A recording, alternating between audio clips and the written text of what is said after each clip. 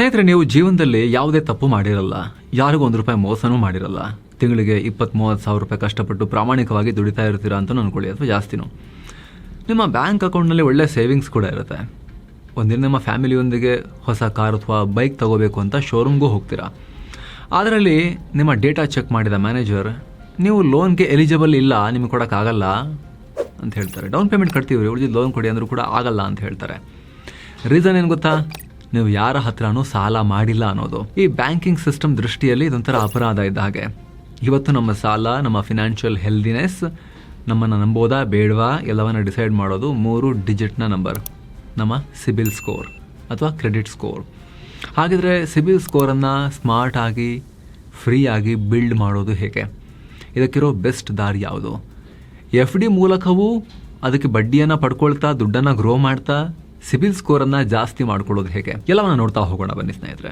ಬ್ಯಾಂಕ್ಗಳು ಆಡ್ತಿವೆ double game. ಇವತ್ತು ನೀವು ಎಷ್ಟೇ ಒಳ್ಳೆ ಜಾಬಲ್ಲಿರಿ, ಎಷ್ಟೇ ದುಡಿತಾ ಇರಿ, ನಿಮಗೊಂದು ಎಮರ್ಜೆನ್ಸಿ ಬಂದು ಬ್ಯಾಂಕಿಗೆ ಹೋದ್ರೆ ಅವರು ಮೊದಲು ಕೇಳೋದು ನಿಮ್ಮ ಸಿಬಿಲ್ ಸ್ಕೋರ್. ಬ್ಯಾಂಕ್ಗಳು ರಿಸ್ಕ್ ತಗೊಳ್ಳೋಕೆ ರೆಡಿ ಇರಲ್ಲ, ಅವರು ಕೇವಲ ಸೇಫ್ ಗೇಮ್ ಆಡ್ತಾ ಇರ್ತಾರೆ. ಹೀಗಾಗಿ ಯಾರು ಹೊಸದಾಗಿ ಕೆಲಸಕ್ಕೆ ಸೇರಿರ್ತಾರೋ, ಯಾರಿಗೆ ಹಿಸ್ಟ್ರಿ ಇಲ್ವೋ ಅಂತವರ ಅನ್ಸೆಕ್ಯೂರ್ಡ್ ಲೋನ್ ಅಪ್ಲಿಕೇಶನ್ಗಳನ್ನ ಮುಲಾಜಿಲ್ದೆ ರಿಜೆಕ್ಟ್ ಮಾಡ್ತಾ ಇದ್ದಾರೆ. ಇಲ್ಲಿ ಬ್ಯಾಂಕಿಂಗ್ ಸಿಸ್ಟಮ್ನ ಬಹುದೊಡ್ಡ ವಿಪರ್ಯಾಸ ಇದೆ. ನಿಮಗೆ ಲೋನ್ ಬೇಕು ಅಂದರೆ ಸಿಬಿಲ್ ಸ್ಕೋರ್ ಇರಬೇಕು, ಆದರೆ ಸಿಬಿಲ್ ಸ್ಕೋರ್ ಶುರು ಆಗಬೇಕು ಅಂದರೆ ಮೊದಲು ಲೋನ್ ಅಥವಾ ಕ್ರೆಡಿಟ್ ಕಾರ್ಡ್ನ ಹಿಸ್ಟ್ರಿ ಇರಬೇಕು. ಒಂಥರ ಕೆಲಸ ಬೇಕು ಅಂದರೆ ಎಕ್ಸ್ಪೀರಿಯನ್ಸ್ ಕೇಳ್ತಾರೆ, ಎಕ್ಸ್ಪೀರಿಯನ್ಸ್ ಬೇಕು ಅಂದರೆ ಕೆಲಸ ಬೇಕಲ್ವಾ, ಎಲ್ಲಿಂದ ಬರುತ್ತೆ ಇದು ಅನ್ನೋ ಪ್ರಶ್ನೆ ಇದೆಯಲ್ಲ, ಆ ಥರ. RBI ರೂಲ್ಸನ್ನು ಒಂದ್ಸಲಿ ತೆಗೆದು ನೋಡಿ. ಯಾವುದೇ ಹೊಸ ಕಸ್ಟಮರ್ಗೆ ಮಿನಿಮಮ್ ಸಿಬಿಲ್ ಸ್ಕೋರ್ ಇರಲೇಬೇಕು ಅಂತ ಎಲ್ಲೂ ಬರೆದಿಲ್ಲ ಆ್ಯಕ್ಚುಲಿ. ಆದರೆ ಗ್ರೌಂಡ್ ರಿಯಾಲಿಟಿ ಬೇರೆನೇ ಇದೆ.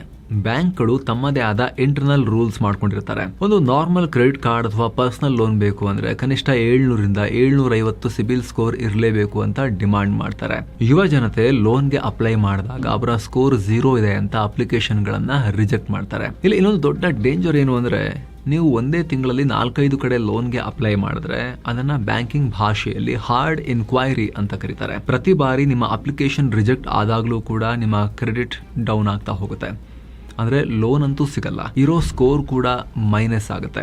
ಹಾಗಿದ್ರೆ ಈ ಚಕ್ರ ವ್ಯೂಹದಿಂದ ಹೊರ ಬರೋದು ಹೇಗೆ? ಯಾರ ಮುಂದೇನೂ ಕೈ ಒಡ್ಡದ ಹಾಗೆ ಸ್ಕೋರ್ ಬಿಲ್ಡ್ ಮಾಡೋಕೆ ದಾರಿನೇ ಇಲ್ವಾ? ಖಂಡಿತ ಇದೆ. ಈಗ ಸಿಬಿಲ್ ಸ್ಕೋರ್ ಬಿಲ್ಡ್ ಮಾಡೋಕೆ ಹೆಚ್ಚಿನ ಜನ ಯೂಸ್ ಮಾಡ್ತಿರೋ ಸಿಂಗಲ್ ರೂಟ್ ಯಾವುದು ಅಂತ ಹೇಳಿದ್ರೆ fixed deposit backed credit card ಅಥವಾ FDCC. ಇದರ ಕಾನ್ಸೆಪ್ಟ್ ತುಂಬಾ ಸಿಂಪಲ್. ಅನ್ಸೆಕ್ಯೂರ್ಡ್ ಕಾರ್ಡ್ಗಳಿಗಾಗಿ ಬ್ಯಾಂಕ್ಗಳ ಹಿಂದೆ ಅಲಿಯೋ ಬದಲು ಒಂದು ಫಿಕ್ಸ್ಡ್ ಡೆಪಾಸಿಟ್ ಮಾಡಿ ಅದನ್ನೇ ಸೆಕ್ಯೂರಿಟಿಯಾಗಿ ಕ್ರೆಡಿಟ್ ಕಾರ್ಡ್ ಅನ್ನ ಫ್ರೀ ಆಗಿ ಪಡೆಯೋದು. ನಿಮ್ಮದೇ ದುಡ್ಡು ಬ್ಯಾಕಪ್ ಇರೋದ್ರಿಂದ ಬ್ಯಾಂಕ್ನವರು ಈಸಿಯಾಗಿ ಕಾರ್ಡ್ ಇನ್ಸ್ಟೆಂಟ್ ಆಗಿ ಕೊಟ್ಬಿಡ್ತಾರೆ. Life time free credit card ಸಿಗ್ತಾ ಇದೆ. ಈಗ ನಿಮ್ಗೆಲ್ಲ ಸ್ಟೇಬಲ್ ಮನಿ ಬಗ್ಗೆ ಆಲ್ರೆಡಿ ಗೊತ್ತಿರಬಹುದು, ನಾವು ಕೂಡ ಬಹಳಷ್ಟು ಬಾರಿ ಹೇಳಿದ್ದೀವಿ. ಇದೊಂದು RBI ಅಪ್ರೂವ್ಡ್ ಪ್ಲಾಟ್ಫಾರ್ಮ್. ಇವರು ಬ್ಯಾಂಕ್ಗಳನ್ನ ಕಸ್ಟಮರ್ಸ್ ಹತ್ರ ಕರ್ಕೊಂಡ್ಬರೋ ಪ್ಲಾಟ್ಫಾರ್ಮ್. ಇವರು ಸೂರ್ಯೋದಯ ಸ್ಮಾಲ್ ಫಿನಾನ್ಸ್ ಬ್ಯಾಂಕ್ ಜೊತೆ ಸೇರಿಕೊಂಡು FD ಬ್ಯಾಕ್ ಕ್ರೆಡಿಟ್ ಕಾರ್ಡ್ ತಗೊಂಡ್ಬಂದಿದ್ದಾರೆ. ಇದು ಹೇಗೆ ಕೆಲಸ ಮಾಡುತ್ತೆ ಅಂತ ಕೇಳಿದ್ರೆ, ವಿಡಿಯೋ ಕೆಳಗಡೆ ಡಿಸ್ಕ್ರಿಪ್ಷನ್ ಮತ್ತು ಪಿನ್ ಮಾಡಿರೋ ಕಮೆಂಟ್ ಅಲ್ಲಿ ಕೊಟ್ಟಿರೋ ಸ್ಟೇಬಲ್ ಮನಿ ಲಿಂಕ್ ಅನ್ನ ಓಪನ್ ಮಾಡಿ ಆಪ್ ಅನ್ನ ಡೌನ್ಲೋಡ್ ಮಾಡಿಕೊಂಡು ಅಲ್ಲಿರೋ ಬ್ಯಾಂಕ್ಗಳಲ್ಲಿ ನೀವು ಸೂರ್ಯೋದಯ ಬ್ಯಾಂಕ್ನಲ್ಲಿ ಒಂದು FD ಅನ್ನ ಇಟ್ಟರೆ ಇಮಿಡಿಯೇಟ್ಲಿ ನಿಮಗೆ ಕ್ರೆಡಿಟ್ ಕಾರ್ಡ್ ಇಶ್ಯೂ ಆಗಿಬಿಡುತ್ತೆ. ಯಾವುದೇ ಸ್ಯಾಲರಿ ಸ್ಲಿಪ್ ಬೇಡ, ಇನ್ಕಮ್ ಪ್ರೂಫ್ ಬೇಡ, ಮುಖ್ಯವಾಗಿ ಸಿಬಿಲ್ ಸ್ಕೋರ್ ಎಷ್ಟಿದೆ ಅಂತಾನು ಕೇಳೋದೇ ಇಲ್ಲ.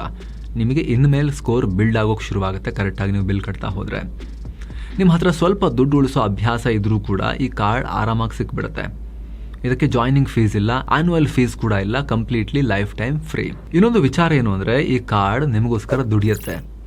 ಬೇರೆ ಕಾರ್ಡ್ಗಳೇನಾಗುತ್ತೆ, ತುಂಬಾ ಜನರನ್ನ ಸಾಲದ ಸುಳಿಗೆ ಸಿಲುಕಿಸ್ತಾವಲ್ವಾ, ಆದರೆ ಈ ಕಾರ್ಡ್ ಇನ್ಕಮ್ ಜನರೇಟ್ ಮಾಡುತ್ತೆ. ಹೇಗೆ? ಅതെಂಗೆ? ಉದಾಹರಣೆಗೆ ನೀವು 1 ಲಕ್ಷ ರೂಪಾಯಿಗೆ FD ಇಟ್ಟರೆ ಇವಾಗ ರೈಟ್ ನಾವು ಸೂರ್ಯೋದಯ ಬ್ಯಾಂಕ್ ನಿಮಗೆ 8.1% ಬಡ್ಡಿ ಕೊಡ್ತಾ ಇದೆ. 8.1% ಬಡ್ಡಿ ಇದೆ ಈಗ. ಅಂದರೆ ಪ್ರತಿ ವರ್ಷ 8,100 ರೂಪಾಯಿ ಬಡ್ಡಿನೇ ಬರುತ್ತೆ ನಿಮಗೆ. ಅಂದರೆ ನಿಮ್ಮ ದುಡ್ಡು ನಿಮಗೋಸ್ಕರಲ್ಲಿ ವರ್ಕ್ ಮಾಡ್ತಿರುತ್ತೆ. ಯಾವುದೇ ಮಾರ್ಕೆಟ್ ಲಿಂಕ್ ಇಲ್ಲದೆ ಬ್ಯಾಂಕ್ ಕೊಡೋ ಬಡ್ಡಿಯಲ್ಲಿ ಗ್ರೋ ಆಗ್ತಿರುತ್ತೆ. ಬರೀ 2-2.5 ವರ್ಷದಲ್ಲಿ ಆ 1 ಲಕ್ಷ ರೂಪಾಯಿ 1,22,000 ರೂಪಾಯಿ ಆಗಿರುತ್ತೆ. 1 ಲಕ್ಷದ ಎಕ್ಸಾಂಪಲ್ ಕೊಟ್ಟಿದ್ದು, ನೀವು ಎಷ್ಟದಾದ್ರೂ ಮಾಡಿಸ್ಕೋಬಹುದು. ಜೊತೆಗೆ ಆ FD ಮೊತ್ತದ 90% ಅಂದರೆ 90,000 ರೂಪಾಯಿ ನಿಮಗೆ ಇನ್ಸ್ಟೆಂಟ್ ಆಗಿ ಕ್ರೆಡಿಟ್ ಲಿಮಿಟ್ ಆಗಿ ಸಿಗುತ್ತೆ ಕ್ರೆಡಿಟ್ ಕಾರ್ಡ್ನಲ್ಲಿ. ಇಲ್ಲಿ ನಿಮ್ಮ ಲಿಮಿಟ್ನ ಯಾವುದೋ ಬ್ಯಾಂಕ್ ಮ್ಯಾನೇಜರ್ ಡಿಸೈಡ್ ಮಾಡಲ್ಲ, ನೀವೇ ಡಿಸೈಡ್ ಮಾಡ್ತೀರಾ. ಲಿಮಿಟ್ ಜಾಸ್ತಿ ಬೇಕಾ, FD ಅಮೌಂಟನ್ನು ಜಾಸ್ತಿ ಮಾಡಿ ಅಷ್ಟೇ. ಇದರ ಜೊತೆಗೆ ಪ್ರತಿ ಪರ್ಚೇಸ್ ಮೇಲೂ 0.5% ಕ್ಯಾಶ್ ಬ್ಯಾಕ್ ಸಿಗುತ್ತೆ. ತಿಂಗಳಿಗೆ 10,000 ರೂಪಾಯಿ ಖರ್ಚು ಮಾಡಿದ್ರು ಕೂಡ ವರ್ಷಕ್ಕೆ 600 ರೂಪಾಯಿ ವಾಪಸ್ ಬರುತ್ತೆ. ಗಾಡಿಗೆ ಪೆಟ್ರೋಲ್ ಹಾಕ್ಸಿದ್ರೆ 1% ಫ್ಯೂಲ್ ಸರ್ಚಾರ್ಜ್ ವೇವರ್ ಕೂಡ ಇದೆ. ಇಲ್ಲಿ ಇನ್ನೊಂದು ದೊಡ್ಡ ಪ್ಲಸ್ ಪಾಯಿಂಟ್ ಅಂದ್ರೆ ರೂಪೇ. ನಮ್ಮ ದೇಶದಲ್ಲಿ 50 ಕೋಟಿಗೂ ಅಧಿಕ ಜನ UPI ಬಳಸ್ತಿದ್ದಾರೆ. ನೆಕ್ಸ್ಟ್ ಹೋಗ್ತಾ ಹೋಗ್ತಾ ನಂಬರ್ ಜಾಸ್ತಿನೇ ವೇಗವಾಗಿ ಆಗ್ತಾ ಇದೆ. ಆದ್ರೆ ಎಲ್ಲಾ ಕ್ರೆಡಿಟ್ ಕಾರ್ಡ್ ಗಳನ್ನ UPI ಗೆ ಲಿಂಕ್ ಮಾಡ್ಕೊಂಡು ಸ್ಕ್ಯಾನ್ ಅಂಡ್ ಪೇಗೆ ಕ್ರೆಡಿಟ್ ಕಾರ್ಡ್ ಅಲ್ಲಿ ಮಾಡಕ್ಕಾಗಲ್ಲ. ನಿಮ್ಮ ಅಕೌಂಟ್ ಅಲ್ಲಿ ದುಡ್ಡಿದ್ರೆ ಮಾತ್ರ ಮಾಡಕ್ಕಾಗತ್ತೆ. ಆದ್ರೆ ರೂಪೇ ಕಾರ್ಡ್ ಹಾಗಲ್ಲ. ಈ ಸ್ಟೇಬಲ್ ಮನಿ ಸೂರ್ಯೋದಯ ಬ್ಯಾಂಕ್ನ ಕ್ರೆಡಿಟ್ ಕಾರ್ಡ್ ಇದೆಯಲ್ಲ, ಇದು ರೂಪೇ ಕಾರ್ಡ್. ಇದನ್ನು ನೀವು ಜಿಪೇ, ಫೋನ್ಪೇ, ಪೇಟಿಎಂ ಯಾವುದೇ UPI ಆ್ಯಪ್ಗೂ ಕೂಡ ಲಿಂಕ್ ಮಾಡಿಕೊಂಡು ಸ್ಕ್ಯಾನ್ ಆ್ಯಂಡ್ ಪೇಗೂ ಕೂಡ ಯೂಸ್ ಮಾಡ್ಬೋದು. ಚಿಕ್ಕ ಟೀ ಅಂಗಡಿಯಿಂದ ಹಿಡಿದು ದೊಡ್ಡ ಮಾಲ್ವರೆಗೂ ಎಲ್ಲ ಕಡೆ ಇದು ನಿಮಗೆ ಯೂಸ್ ಆಗುತ್ತೆ. ಜೊತೆಗೆ ಪ್ರತಿ UPI ಪೇಮೆಂಟ್ ಮೇಲೂ ನಿಮಗೆ ಕ್ಯಾಶ್ ಬ್ಯಾಕ್ ಬರ್ತಾನೆ ಇರುತ್ತೆ.